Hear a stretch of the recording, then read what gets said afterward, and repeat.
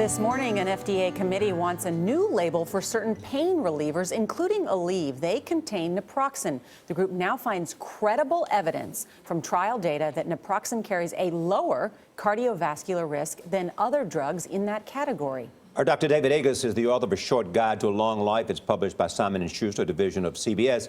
He joins us from Los Angeles. Good morning. Good morning, guys. So why is Naproxen safer? Well, it stems from 2004 when a clinical trial on Vioxx and Celebrex showed an increased heart attack risk.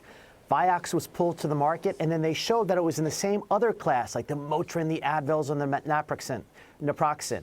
Now, with 350,000 patients looked at, Naproxen doesn't seem to have the heart attack risk of the others. Why would the government be doing essentially a 180 on this?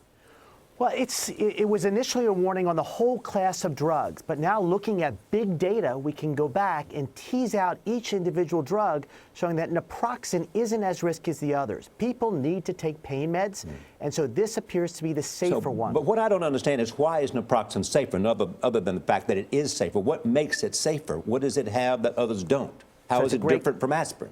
It's a great question. Well, aspirin's different. That's a different class of drugs. But the Motrin, the Advil, these hit a certain pathway called COX-1 and COX-2. And Naproxen hits it a little bit differently, so we don't get the increased clotting that can happen in the heart and cause heart attacks. What do you use, Dr. A? I try to stay away from pain meds as much as possible by not getting hurt.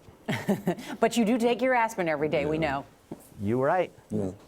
But I mean, you're not suggesting people who have certain heart ailments shouldn't use these drugs, are you? No, I mean, what we're suggesting is, first of all, low dose for a couple days use doesn't cause a problem. This is chronic use, especially at the higher doses. But people with existing heart problems really should switch or consider the Naproxen and have a discussion with your doctor. Next week or 2 weeks, there's going to be a meeting of the FDA panel, the outside panel that will review this data and make final conclusions that the FDA may or may not accept. But this was an unusual statement that the FDA initially said, listen, we got to take warning here, and there's an ongoing clinical trial between ibuprofen or Advil and Naproxen and Celebrex, and the FDA said maybe we should stop that trial because it may not be ethical to continue it given the possible safety of one versus the others. Really important information. Thank you so much, Dr. David Agus.